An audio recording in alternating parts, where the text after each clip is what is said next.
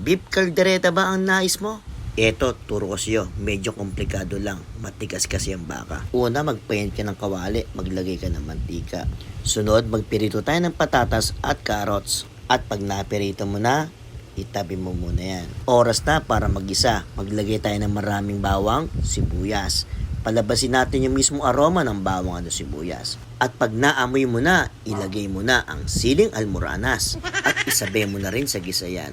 Next, Del Monte tomato paste. Del Monte, ang tagal mo magpadala. Ang UFC NutriAsia nagpadala na sa akin.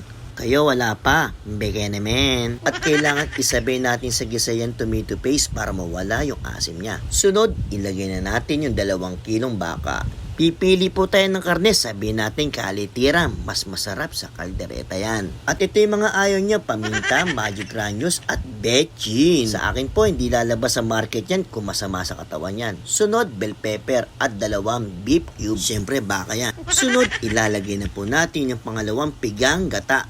At dyan tayo magpapalambot ng mismong baka natin. At tatakpan natin, maghihintay tayo ng 2 buwan para lumambot ang ating baka. At yan, medya-medya na lambot ng ating baka dyan. Oras na para ilagay natin yung unang gata o unang piga ng ating kakang gata.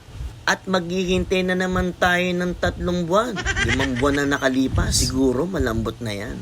Next, ilalagay tayo ng liver spread.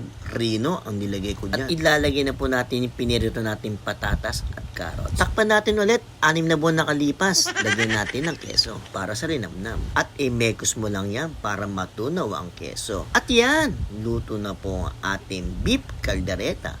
Pagkalipas ng 6 na buwan, makakaluto ka na rin ng beef caldereta. Diba? Pagkahirap-hirap.